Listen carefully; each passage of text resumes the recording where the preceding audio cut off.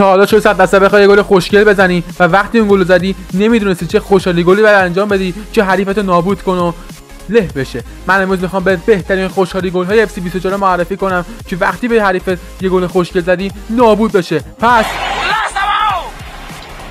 What's up guys، امیدوارم حالتون خوب باشه و خوش اومدید به ویدیو جدید دیگه. امروز اومدیم با هم دیگه بهترین و خفن‌ترین خوشحالی گل های FC24 رو بهتون معرفی کنم که آخریش از همه خفن‌تر و جدیدترینه و تو سالهای قبل نبوده. و اگه دوست داشتین ویدیو رو ببینید بدون معطلی بریم سراغ ویدیو. Let's go. خب آقا اولین خوشحالی که میخوام در موردش صحبت کنم خوشحالی هم زدنه که دیگه اصلا همه فیفا بازا اینو بلدن.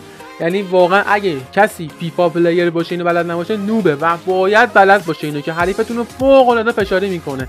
برای زدنش هم کافیه فقط دکمه L2 و دکمه و دو تا مثلث رو با هم بزنید و انجام میشه این خوشحالی. اما خوشحالی بعدی اسمش فلکس هست که بعد زدنش کافیه فقط L1 مربع رو بگیرید و بعد جوری حریفتون رو فشاری میکنه به خاطر اینکه خیلی زودمن خودتون رو نشون خواهید داد. اما خوشحالی بعدی باعث میشه حریفتون فوق العاده فشاری بشه و نابود بشه به اسم مسگرگور واک. این مقدار اسمش سخت بود که کافیه فقط دکمه L1 رو بگیرید و آنالوگ سمت راست یعنی همون آرسه خودمون رو به پایین بکشید و یه همچین خوشحالی بی‌نظیری انجام میده و حریفتون رو بدجوری فشاری میکنه.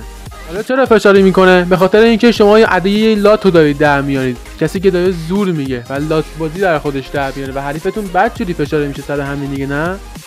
اما خودم به شخصه این خوشحالی خیلی دوست دارم ازش زیاد استفاده میکنم به اسم دگرایدی که بعد زدنش کافیه R2 رو بگیرید و آنالوگ سمت راست رو دو بار به سمت بالا بکشید که باعث میشه حریفتون رو خیلی ریز ببینه و خیلی بهش بر بخوره و فشاری بشه.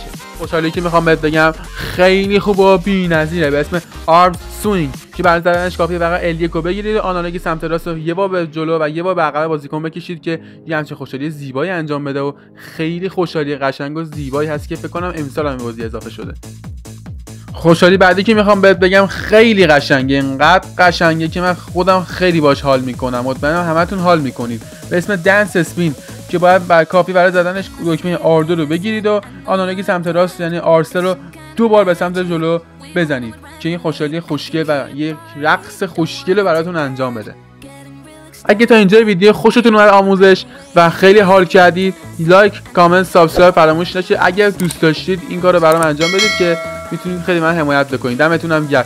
میریم خوشحالی بعدی که به اسم فینک هست و مارکوس رشفورد این خوشحالی امسال انجام داد و داخل FC24 امسال اضافه شد و خیلی سر صدا به پا کرد که اینقدر این خوشحالی حریفا رو فشاری میکنه. فقط حواستون باشه با حریفتون بازی میکنید دسته مال شما نباشه که اینجا خیلی بهش بر میخوره، ممکنه دستتون بترکه و نابود بشه.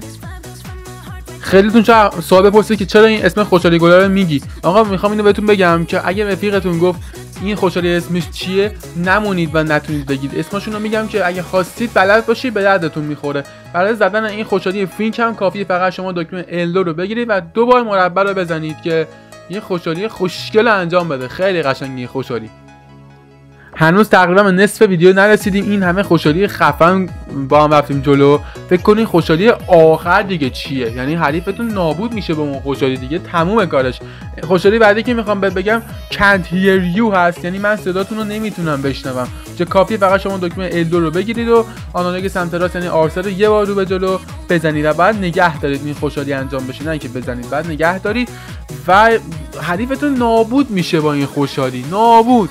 این خوشحالی که میخوام بهت بگم بیشتر جنبه احترام داره به حریفتون. دیگه بسه دیگه، پدر حریفو در آوردیم نابودش کردیم با این خوشحالی. این خوشحالی که میخوام بهت بگم اسمش هست show respect یعنی یه احترام قائل شدن به حریفتون که کافیه فقط شما دکمه L1 رو بگیرید و دو بار دایره رو فشار بدید که این بیشتر جنبه احترام داره. وقتی یه گل لاشخوری میزنیم به قول ما فیفا پلیرها این خوشحالی انجام بدید که یه مقدار شاد بشه.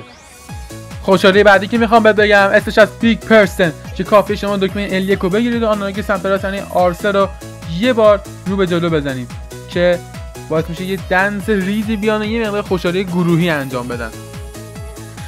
اما خوشحالی بعدی که میخوام بهت بگم اسمش هست اسلاید اند اسکرچ که اسکرچ هم معنی چنگ زدن میده و وقتی بازیکنتون رو سینه خیز چنگ میزنه باعث میشه حریفتون فوق العاده فشاری بشه و خیلی بهش بر بخوره که برای زدنش کافیه شما دکمه L1 رو بگیرید و آنالوگ سمت راست یعنی R3 رو دو بار به عقبتون بزنید. ما خوشحالی بعدی اسمش هست گیمر که خوراک ما گیمراست. خوراک ما گیمراست که بتونیم حریف رو با این خوشحالی فشاری کنیم، بعدم فشاری میشه که برای زدنش هم فقط کافیه شما دکمه R1 رو بگیرید و آنالوگ سمت راست یعنی R3 رو یه بار جلوی بازیکن و یه بار به عقب بازیکن بزنید. خوشحالی بعدی که میخوام بهت یاد بدم اسمش از تی یعنی چایی، یعنی شما باید چایی بخوری و اونجوری فشاری میشه. بله شما باید دکمه L2 رو بگیری و دکمه R3 رو یه بار رو به جلو و یه بار رو به عقب فشار بدی. خوشحالی بعدی که میخوام بهت بگم تقریبا مثل همون خوشحالی قبلی است، اسمش هست T4 یعنی چای خوردن با 2 نفر که شما باید دکمه R1 رو بگیری و آنالوگ سمت راست یعنی R3 رو 2 بار به سمت پایین بکشی و این خوشحالی انجام بده که خیلی حریفتو میتونه فشاری بکنه. خوشحالی بعدی که میخوام بگم اسمش هست گویتر دنس که یه دنس ریزی میزنه و یه قری میده برای خودش که باعث بشه حریفتون خیلی فشاری بشه. مثلا کافیه شما دکمه R1 رو بگیرید و آنالوگ سمت راست یعنی R3 رو 2 بار به سمت بالا بکشید.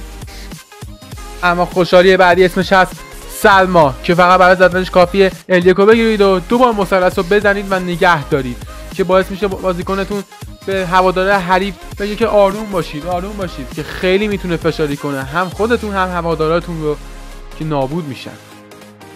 اما خوشحالی آخری که میخوام بهت بگم بهترین خوشحالی به حال حاضر به نظر من داخل FC24 هست که بهترین و خیلی سرسده به پا کرده، اسمش از All Ears که برای لیونل مسی است و از موقعی که تو جام جهانی این گل زد این خوشحالی رو جلوی هواداره هلند انجام داد و خیلی فشاریشون کرد.